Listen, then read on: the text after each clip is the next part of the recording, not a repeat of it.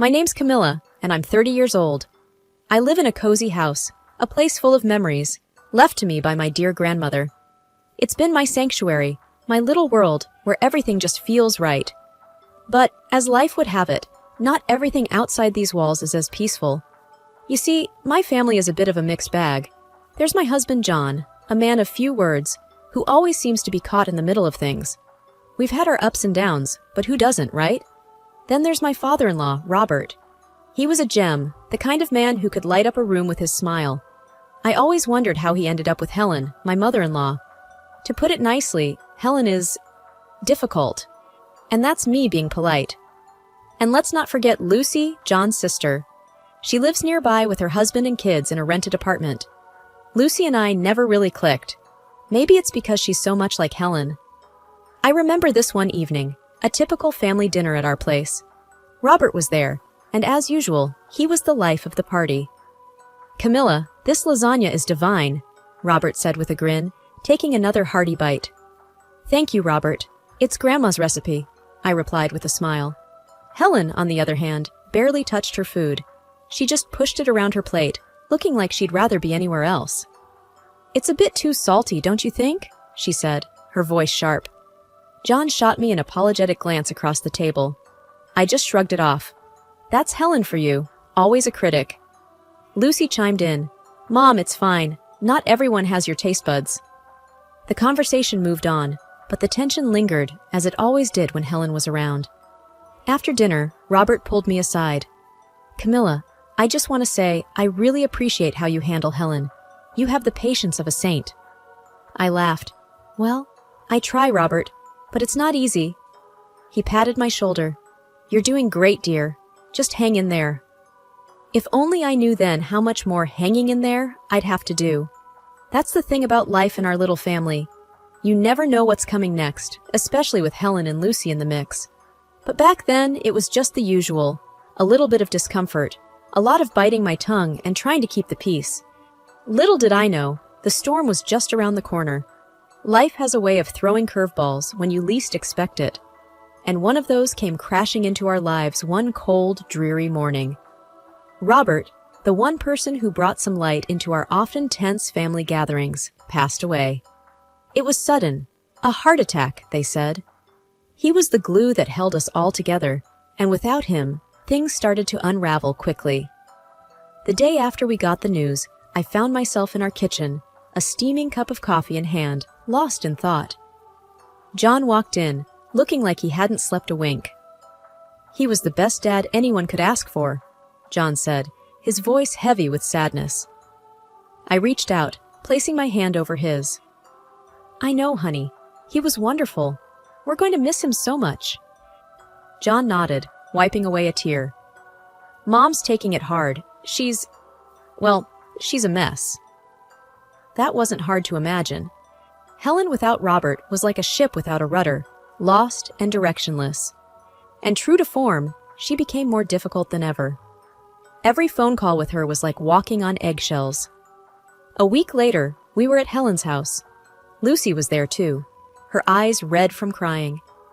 The air was thick with grief and unspoken tension. "We need to talk about what's next for Mom," Lucy said, breaking the uneasy silence. John sighed. "Yeah, we do. She can't be alone in that big house. She needs someone around, just in case." Helen's gaze shifted to me, her eyes narrowing. "I don't want strangers in my house. What about Camilla? She's home most of the time." I felt my heart sink. This was not what I had signed up for. "Helen, maybe you could stay with Lucy. She's got more space, and the kids would love to have you around." But Helen shook her head, her lips a thin line. "Lucy's place is always so noisy, and I can't stay in this house filled with memories of Robert." The conversation went around in circles, with no one willing to back down. Lucy seemed relieved at the thought of not having her mother move in with her. John looked torn between his mother and me, not sure which side to take. We left Helen's house that day with no resolution in sight. I could feel the storm clouds gathering, a sense of dread settling over me. How were we going to navigate this? How was I going to deal with Helen under my own roof, in the house that was once my sanctuary? As we drove home, John reached for my hand. "We'll figure this out, Camilla. Together, we will defend our independence." I wanted to believe him, I really did. But deep down, I knew things were about to get a whole lot more complicated. The air was tense when we all gathered again at Helen's house. The living room felt smaller than usual, crowded with unspoken thoughts and emotions. Lucy was there, fidgeting nervously, while her husband Mark tried to look anywhere but at Helen. John and I sat on the edge of our seats, bracing for whatever was coming. "So, have we decided what to do about Mom?" Lucy finally broke the silence. Helen, who had been staring out the window, turned sharply. "I've made up my mind," she declared. "I'm giving this house to you, Lucy, and I'm moving in with Camilla and John." My jaw dropped. "What? Helen, we didn't discuss this." Lucy's face lit up, a stark contrast to the shock on mine. "Really, Mom? That would be great." John looked at me and tried to intervene. "Mom, we need to talk about this. It's not that simple." Helen's eyes narrowed. "What's there to talk about? Camilla has plenty of space, and she works from home. It's settled." I couldn't believe what I was hearing. "Helen, this is a big decision. And what about Lucy? She has more room, and the kids—" Helen cut me off. "Lucy's house is always in chaos with those children. I need peace and quiet." John gave me a helpless look, clearly torn. "Camilla, maybe we can make it work. For a while, at least." So Helen hasn't changed her mind since our last meeting. I felt my frustration mounting. "John, we can't just rearrange our lives because Helen decides so. What about our privacy? Our life?" Lucy chimed in, her voice a little too eager and triumphantly. "Camilla, think about it. Mom needs us now. You wouldn't want her to be alone, would you?" I felt like I was being cornered, my own home slipping away from me. "It's not about that, Lucy. It's about making a decision that affects all of us. We need to think this through." But it was clear that Helen had made up her mind, and Lucy was all too happy to support her decision. John turned out to be too soft, not independent, to make a decision in our favor. As we left Helen's house that day, the weight of the situation settled heavily on my shoulders. I was about to lose the one place where I had always felt safe and at peace, my sanctuary, and there was nothing I could do about it. The days following that dreaded meeting were some of the longest in my life. I tried to argue with John, to make him see reason, but it was like talking to a brick wall. "Camilla, she's my mother. What do you want me to do? Turn her away?" It wasn't that I wanted to turn Helen away. I just wanted a say in what happened in my own home. But it seemed like my say didn't count for much. Before I knew it, the day came when Helen moved in. She arrived with more luggage than I thought possible for one person. My once serene living room was now cluttered with her things. "I hope you don't mind, Camilla. I need all my things around me," Helen said, directing the movers here and there. I forced a smile, hiding my frustration. "Of course, Helen. Make yourself at home." As the days turned into weeks, my patience wore thin. Helen had a way of making her presence felt in every corner of the house. She criticized my cooking, my cleaning, even the way I arranged the living room furniture. One evening, as I was trying to make dinner, Helen came into the kitchen. "You're cutting the carrots all wrong. Here, let me show you how it's done." I bit my tongue, handing her the knife. "Sure, Helen, show me." John walked in just then, and I could see he was trying to gauge the situation. "Everything okay here?" "Just teaching Camilla a thing or two about cooking," Helen said, a hint of smugness in her voice. I kept quiet, focusing on the onions I was chopping. John lingered for a moment, an awkward spectator, before mumbling something about checking the mail and leaving the kitchen. It wasn't just the constant criticism that got to me. It was the way Helen managed to turn John against me. Every time I tried to talk to him about how I felt, he accused me of being insensitive. "Camilla, she's going through a tough time. Can't you just cut her some slack?" John would say. I felt like I was losing not just my home, but my husband too. Then came the day when Helen decided she didn't like the color of the living room walls. "They're too dull. We need something brighter." I found myself reluctantly agreeing to repaint the room, just to keep the peace. As I watched the painters covering my once favorite shade of blue with a garish yellow that Helen had picked, I realized how much of my life I was giving up. My home didn't feel like mine anymore, and I wasn't sure how much more of this I could take. Living with Helen was like being on a never-ending roller coaster, except there were no thrilling moments, just a constant churning in the pit of my stomach. She had a complaint for everything. The food wasn't to her taste, the house wasn't clean enough, and the TV was never on the channel she liked. One evening, as I was trying to finish up some work on my laptop, Helen barged into the room, the TV remote in her hand. "Camilla, this TV is driving me nuts. I can't find my show." I sighed, closing my laptop. "Let me help you, Helen." As I flipped through the channels, trying to find her show, Helen muttered under her breath about how everything was better at her house.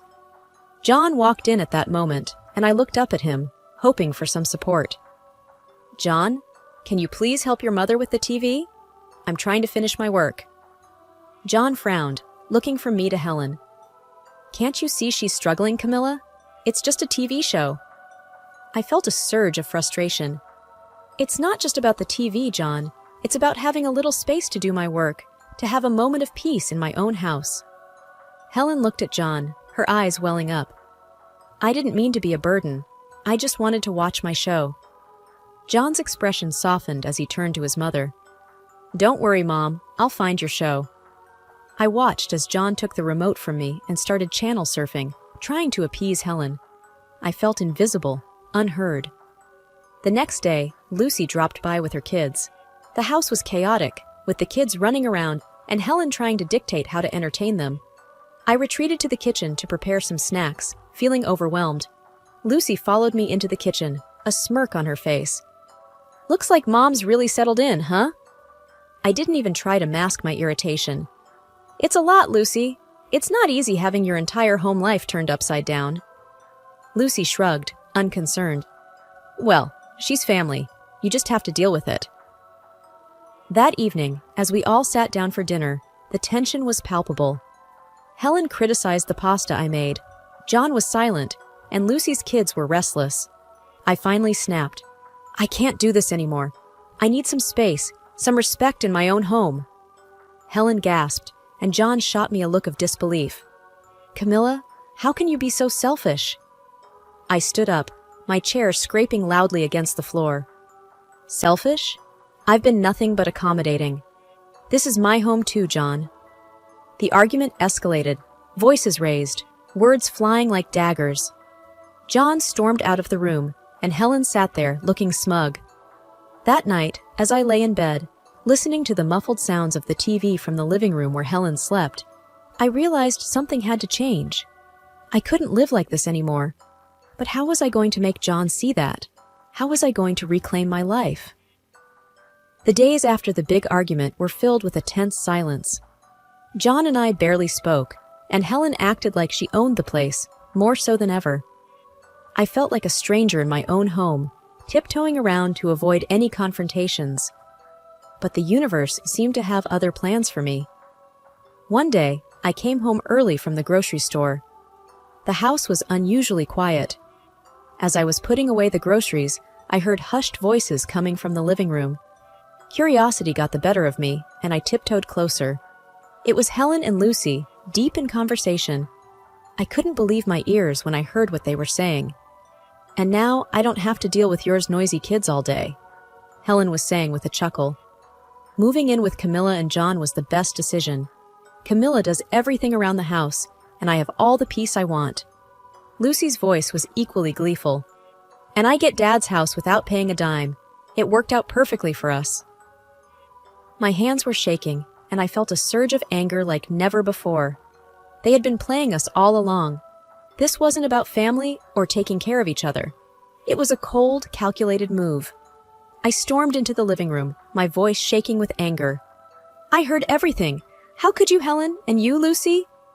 Helen looked up, startled. Then her expression turned into one of defiance. "What are you talking about, Camilla? We were just chatting." Lucy tried to play innocent. "Yeah, Camilla, you must have misunderstood." But I was done being the understanding, accommodating daughter-in-law. "No, I heard you both.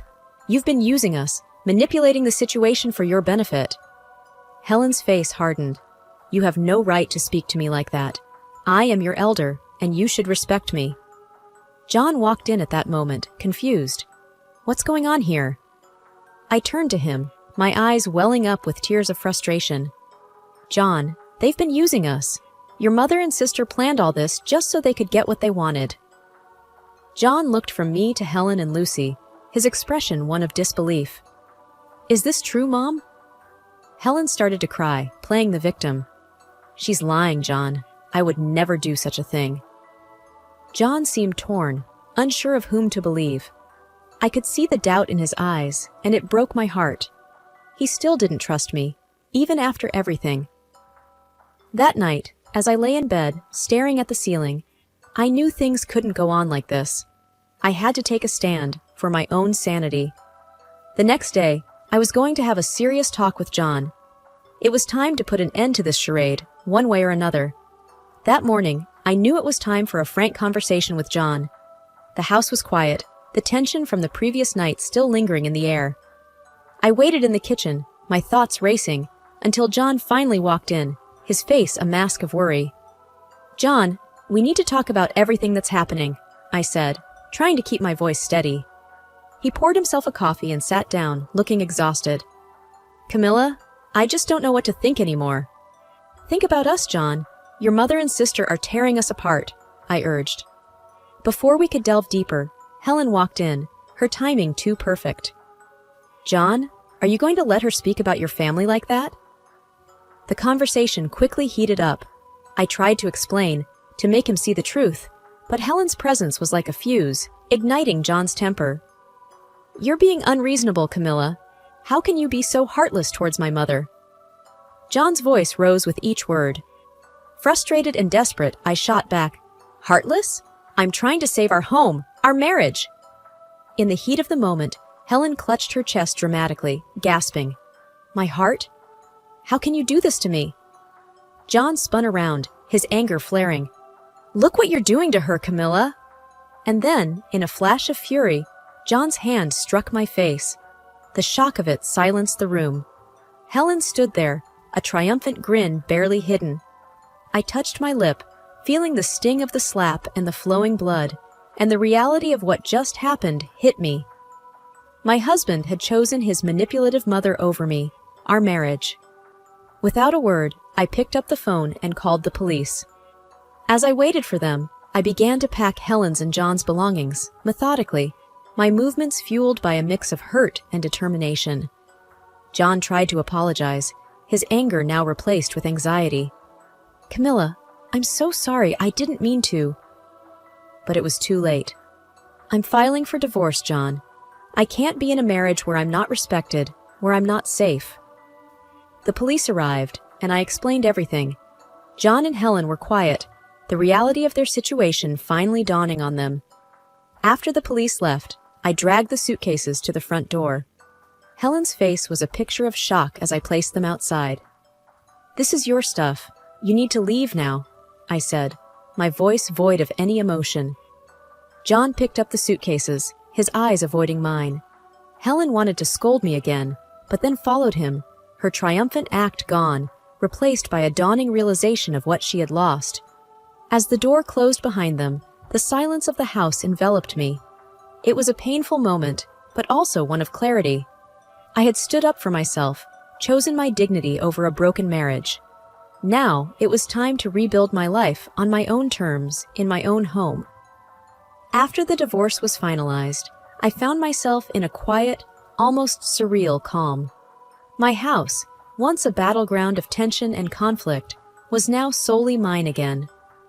I spent the first few days just walking through the rooms, taking in the emptiness, the peace that had returned. It felt like waking up from a long, troubled dream. I started by returning the house to its former appearance, undoing the changes Helen had imposed. Each shift, each movement, felt like a step towards reclaiming my life.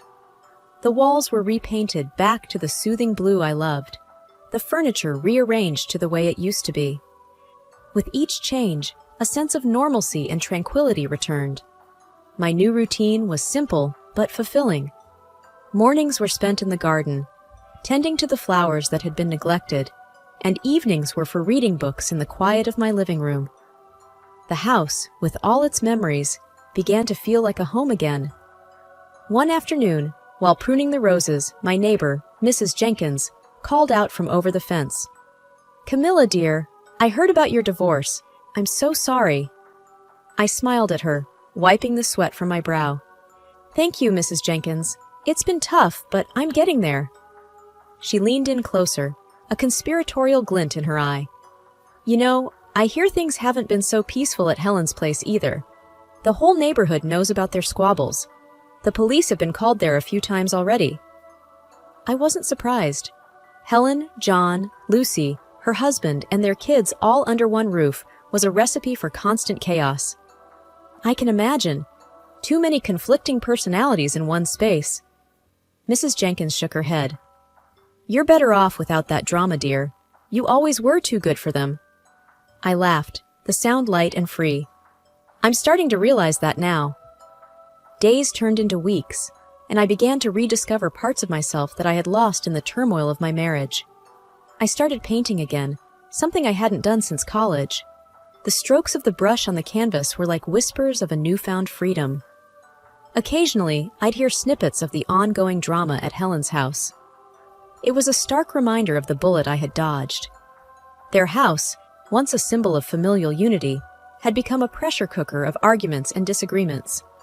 In those moments, I felt a twinge of sadness for John, but it was quickly replaced by a sense of relief. I had escaped that life, that endless cycle of unhappiness. I was free to live on my terms, to find happiness in the little things, my garden, my art, my peaceful home. As I sat on my porch one evening, watching the sunset, I realized that this was a new chapter in my life. A chapter where I was the author, free to write my story, one day at a time. The future was uncertain, but for the first time in a long while, that uncertainty was exciting, filled with possibilities. I was ready to face whatever came next, on my own terms, in my own way.